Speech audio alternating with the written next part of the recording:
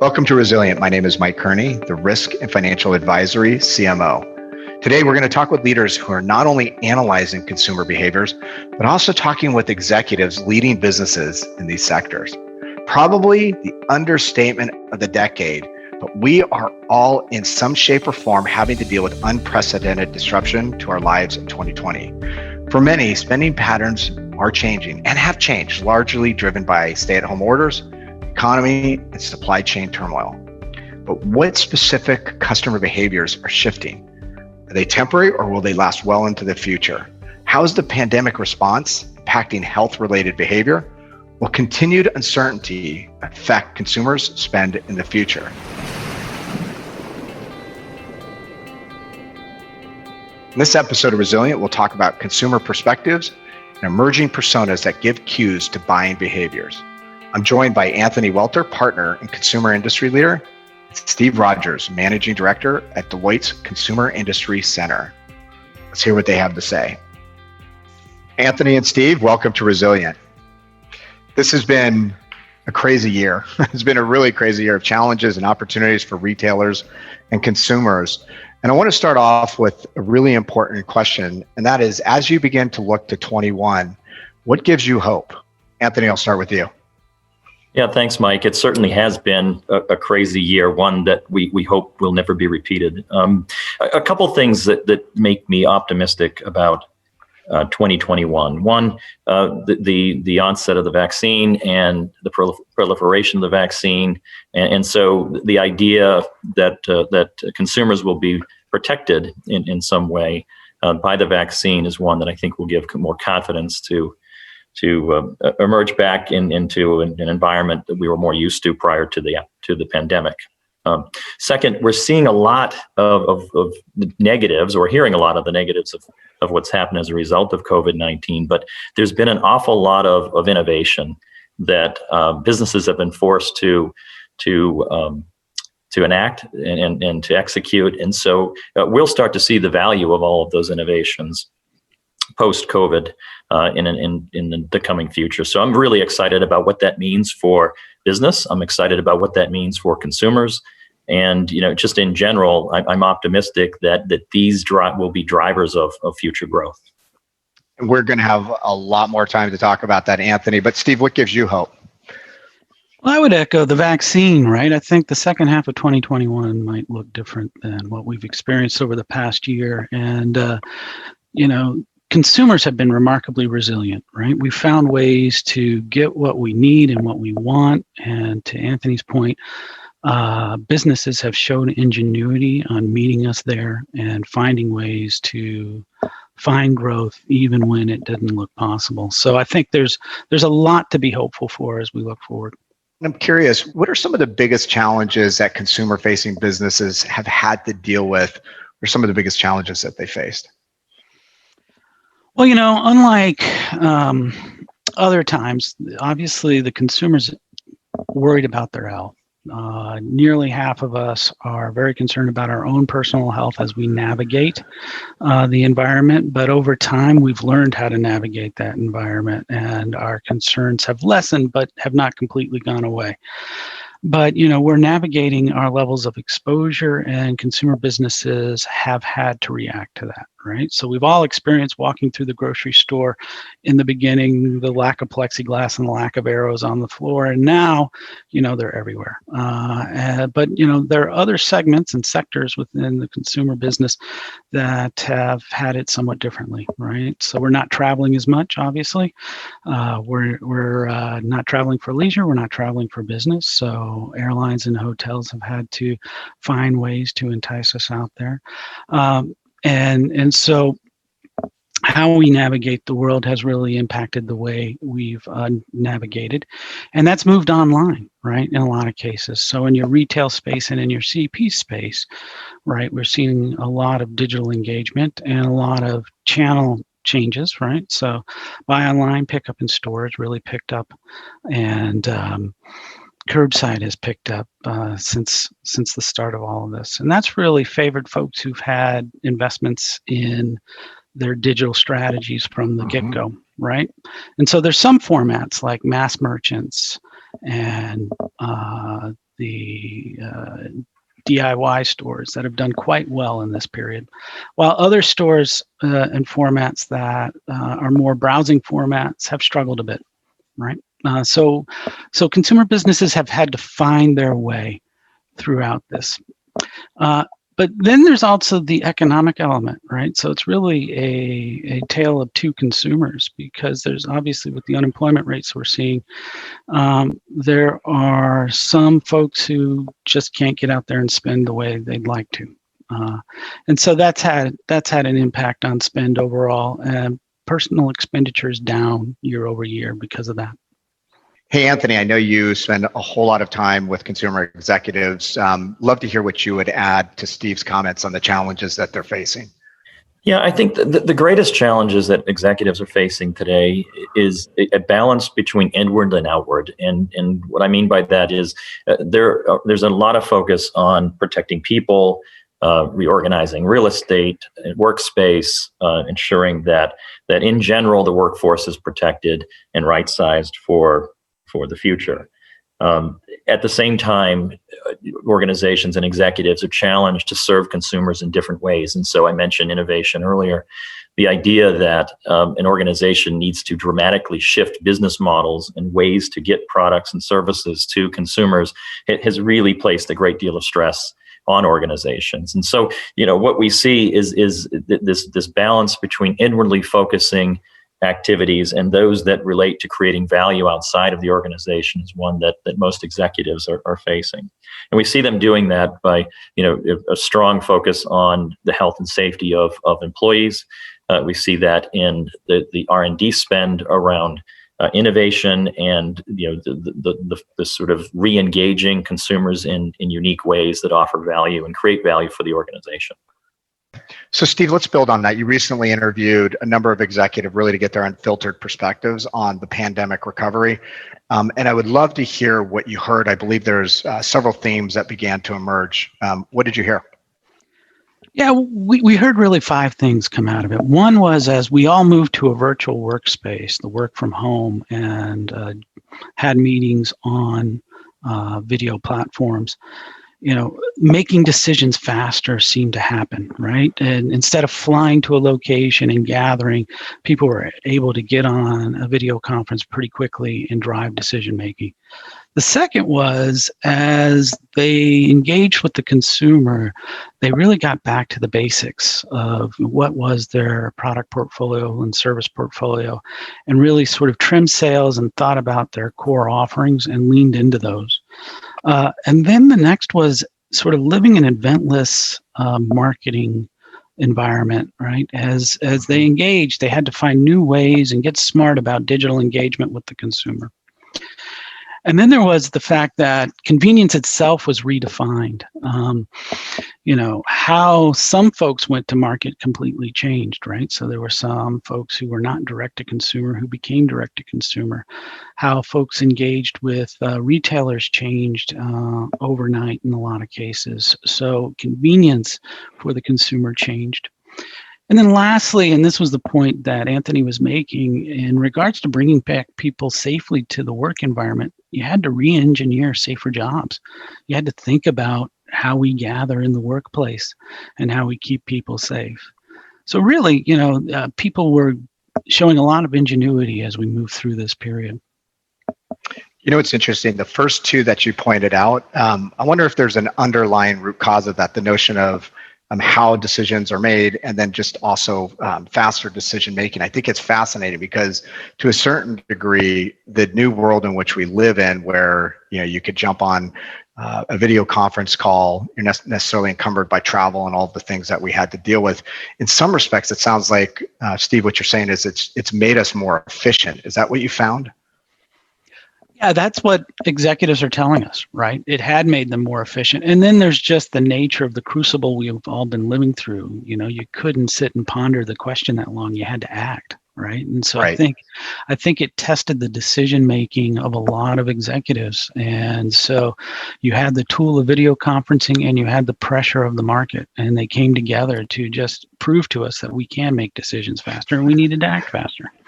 We didn't have time for bureaucracy. I think Exactly. is what you're saying. Exactly. Hey guys, maybe a question for both of you. I'd love to hear how you're seeing business models change. You guys have touched on this a bit. Maybe Anthony, I could start with you, and then Steve, you could share your thoughts.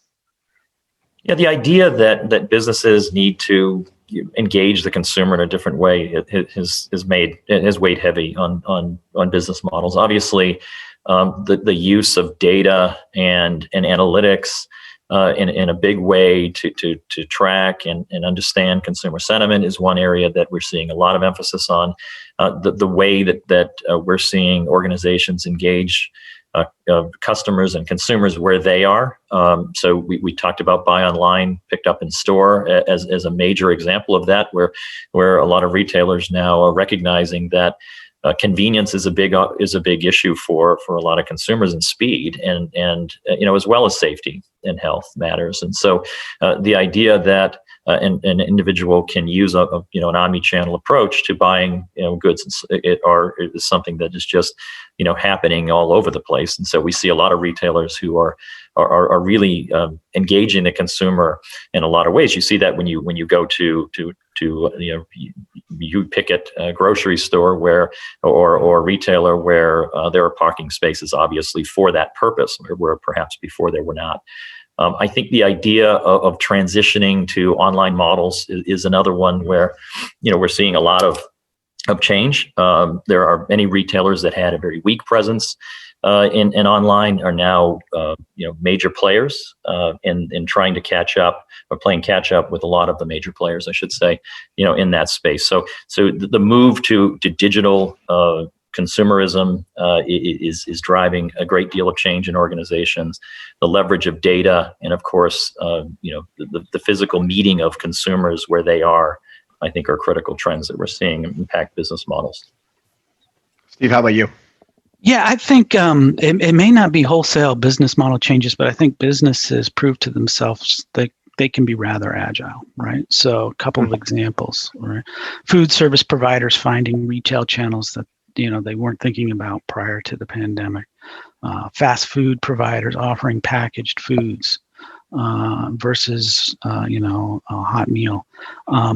Hospitality companies repurposing their call centers to help states with unemployment claims, right? Just thinking about their capabilities in new ways and how they can leverage them. And as Anthony was mentioning, digital engagement, right? There are a number of players who actually stepped up their app game, right? And take curbside. In order to get curbside, you had to download their app. And now they've got an engagement model with you that they now push messaging personalized to you. And then there's the final mile game that really got amped up in this time. So if you think of all these delivery apps, etc., I think they're here with us for the long haul. And so how things get to your front door is ripe for innovation and is a very hotly contested area. So guys, I have a question that I'd love to get your thoughts on, especially as we begin to move past 2020, which I think a lot of people are excited about. And that is, what is your outlook for 2021? Anthony, I'll start with you. Well, I think what we've seen in 2020, obviously, is a shift toward buying more of what you need, right? So more goods than services, obviously. Not a lot of travel in 2020. As we look to 2021, at least in the first couple of quarters, we'll still feel the weight of COVID-19, even as vaccinations, continue to be, spread throughout the world.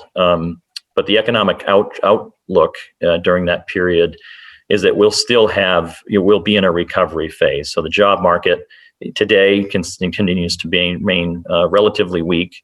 And by the second half of 2021, as vaccinations thwart the spread of the virus and public health situations start returning to normal, we'll start to see a more normal spend and balance towards services as well. So the 2022 outlook is that we'd expect consumers will likely spend more on travel, food services, entertainment, and what we had been spending on prior to the pandemic.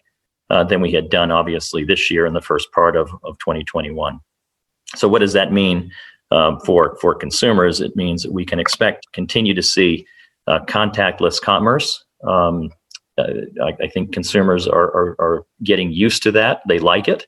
They like the convenience of it, and they like the speed. And frankly, when it comes to a buy online and pick up in store, they like the idea of it being cheaper than delivery. We're going to continue to see a higher level of work from home than we had prior to the pandemic. And I think that that's just a natural shift towards how we work and where work can be done. And in doing that, we'll continue to see, sort of nesting behavior. Steve, you talked about the DIY spend, doing more at home, eating at home, and the like. And we will see, as I said, slower business travel recovery than we had in the past. And so, as organizations are used to Zoom conferences and other means of communicating, the idea of getting on planes Monday through Friday will be one that will be challenged in the future. And so a slower business travel recovery will provide a way for organizations and individuals, frankly, to work virtually, continue to work virtually, save costs, and accelerate some of what we've made from an overall commitment to the environment. And then finally, we will continue to see income inequality. As Steve mentioned, there are really sort of two categories of consumers. You have those who are the higher wage consumers have been less impacted by the pandemic. The lower wage consumers or employers are unfortunately more impacted. And that will likely continue through the first part of next year before we start to see stronger recovery in the latter half of 2021 and, of course, into 2022. And Steve, let's build off on that question. And I'm curious about how these trends are really impacting the critical selling seasons. What would be your thoughts on that? Well, as we move through the holiday period, right, we are seeing sort of a drop off in overall spend as people navigate the economic environment that they're in, right? I think health and safety is first and foremost in how we're behaving, but as Anthony pointed out, as we move towards next summer, we may see travel as people get vaccinated, and then hopefully this time next year, we'll be able to celebrate holidays as we traditionally have. But the hangover from this period, after we get past the health and safety concerns, are likely going to be the economic concerns that Anthony called out there. Younger consumers are much more likely to say that they're worried about making upcoming payments or that they're putting off large purchases right now, right? So as you think about those next seasons, that may persist for them. So that may be putting off that the travel plans they have, that may be spending less on durable goods like refrigerators, etc., or that may be just spending less on a future holiday that they have. Right. So we're kind of having the consumer spend in a deficit situation. So that's going to have hangover effects until the economy can pick up. So, it's going to have a long tail there. And I think Anthony pointing us to 2022 is where we maybe see the economics start to relax and people coming back online during those holiday seasons and those other buying seasons. Hey, Anthony, we've heard some conversation during this discussion about the bifurcation of the consumer, high wage, low wage. Can you begin to unpack that a bit? Because I think it is fascinating. It's maybe something that we don't think about every day, but obviously impacts those different social groups, those different age groups, and obviously will have an impact on the recovery. Yeah, when we look at the consumer, you do have to look at the demographic of the consumer in a couple of different ways, and our data, supports that. One, the idea that low-wage employees are impacted disproportionately to high-wage throughout the pandemic is a fact, and requires a greater degree of empathy, I think, towards those who are not in those high-wage jobs. Unemployment obviously spiking in the lower-wage service roles versus the higher-paid employee. The other category that I think is significant is just based on age. So the younger millennials versus the retired, individuals, I think is one that does require a bit more digging, and for executives requires a great deal of study to decide on how you can address some of the challenges that these groups face. So, Steve, maybe share a little bit of the data and what it suggests for Absolutely. Since the beginning of April, we've been asking consumers a number of questions about their concerns over health and their concerns over financial well-being. And one of the financial well-being questions that we ask consistently is, are you concerned about making upcoming payments? And that's mortgage, rent, car payments, utilities, etc. And pretty consistently over the course of the last year, a third of consumers tell us that they are indeed worried about making upcoming payments. But when you break that down into different age groups, right? The 18 to 34-year-old crowd, sometimes, and this is a weekly pulse that we use, sometimes that spikes to almost half of that age group is experiencing a good bit of pain about making upcoming payments. And then when you think about the younger generation coming up, a lot of those entry-level jobs are in the service economy. And, the service economy is taking a great hit during this period, mainly because, our behaviors are being shaped by our concerns over health and safety. So if you were to zoom out, Anthony, and you were to look at longer term consumer shifts or trends, what do you see? Obviously, a lot of our focus is on the next year or two, but if you were to roll the clock forward a few years, what are some of the trends that you're beginning to see or think about? Yeah, I think obviously, we're spending a lot of time thinking about the future of consumer here at Deloitte, and as if I had a crystal ball, the idea of contactless is going to continue to be one that companies will innovate around. So how can we get what our consumers are demanding to them in a way they want it, in the place they want it to be delivered? It is going to be something that we'll continue to watch. The idea that a consumer wants it their way will again continue to be a trend that we see. And what does that mean? Is it's not just about sizes and colors anymore. It's about the label on the brands and the individualism of each consumer and their needs being somehow satisfied by retailers and consumer products companies in particular. Trends in how we travel. We have a very relatively wealthy world these days. There are some that have been negatively impacted. Obviously, many impacted by the virus. But as you see us emerge out of this, the idea that this pent-up demand for travel will be something that will benefit some of our travel and hospitality companies into the future will be something we're watching. Again, if I looked out further, I would say that organizations are going to have to continue to innovate around how goods and services are provided to the consumer. The idea that consumer tastes will continue to trend, it will change at a rapid pace, is one that will require the use of both internal and external data to monitor, manage, and be able to quickly act on.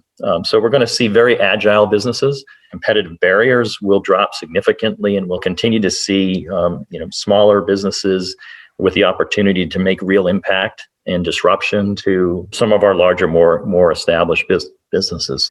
Just to build on some of your themes, right? As consumer businesses react to some of those consumer trends, right? I think they're going to lean into their supply chain resiliency and the surety of supply, as we've all experienced stockouts. The health and safety is going to continue, maybe not in the same way as we move into the future, but it's still going to be a top priority, and how we think about that, not only for the consumer, but the employee. And to your point about digital, I think that's where folks are really going to lean in, as we've learned a lot in this period. We expect to see investments in e-commerce and online shopping and just making those systems more robust. The contactless formats, as you mentioned, upgrades to store tech to sort of make the omni-channel more frictionless. And then some companies, right, particularly consumer products companies, moving more aggressively into direct-to-consumer and holding those relationships now that these digital platforms are available, and finding ways to get directly to their consumers. So, I think all this means greater use of data and analytics to understand those changing consumer behaviors. And, I think that has always been a battleground, but I think it will continue to be so. Yeah, Steve, let's maybe pick up. Go ahead. I was just probably going to ask you the question, Anthony. I was going to ask to pick up on that whole notion of how leaders are using different tools to plan for the future: analytics, sensing, scenario planning, modeling. Anthony, what's your thoughts on that? Yeah, we see obviously the idea that data has become an incredible asset for organizations is one that has been around for a while, but really unable to tap that data in the way that they wanted to. We see more and more of our clients and businesses that we work with are leveraging the systems that they've been putting in place for a number of years to tap data resources that they hadn't before. And so it's not only the internal data that they're able to acquire, it's also their understanding of the value of external data in helping them make decisions. And so this idea of data-driven decisions is one that, while it's been around for a while, we see organizations perfecting this in unique ways. And those that have a competitive advantage over their competition. And so what I expect to see is a continued focus on leveraging both internal and external data and systems to build like the kind of decision-making tools that organizations need to really augment what they have currently today. The idea that artificial intelligence can leverage that information to help with providing certain modeling and scenarios that will provide advice to executives on decisions that need to be made is one that 5 years ago we weren't talking about as much. Now we're talking about it as common for a lot of organizations that are contemplating their use of data. The idea that data-driven decisions that mitigate risk and increase the opportunity for success is one that today most executives talk about commonly. And so we will continue to see data being used in innovative ways. I think that the most innovative that we see today are those that are able to leverage information and data to gain insights through the use of tools like artificial intelligence and machine learning to give them even greater insights and augment decisions. Steve, do you have anything to add? I find this fascinating because I've been involved with a lot of these tools, and the notion, Anthony, as you're indicating, that clients have a lot of data that can actually help them make better decisions in the future, I think is the future. And it sounds like, Anthony, what you're saying is you're seeing that now with your clients. Steve, I'd love to hear if you have anything else to add or any examples that you can share to bring it to life. Well, I think a lot of companies are going down the maturity curve, right? From the most folks are past the descriptive phase into the predictive phase, and where we're moving to is a prescriptive phase of analytics, right?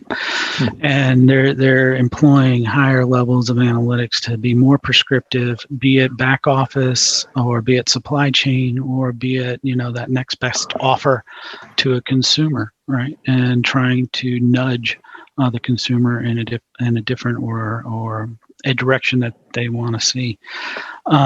So I think that'll get that frontier prescriptive will get more and more advanced, right? And it'll lean into new forms of analytics as well as tapping into things like AI, but machine learning, et cetera. And so, I think analytics as a feature will just only increase, and the service providers who offer those analytics, right, will get more and more sophisticated.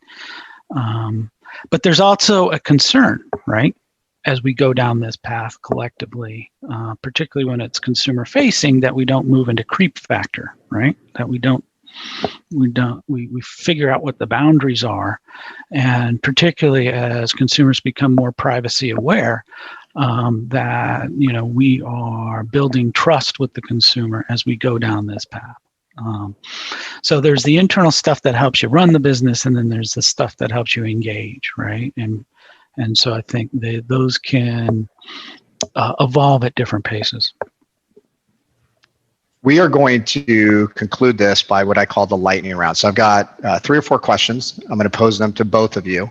You get about 20 seconds at the most, 10 to 20 seconds to respond. So these are not, well thought out long answers, just what comes top of mind. So Anthony, I'm going to start with you. And actually, this is building on what Steve just said about trust. What can leaders do to build trust with stakeholders? And that could be consumers, suppliers. You could go down.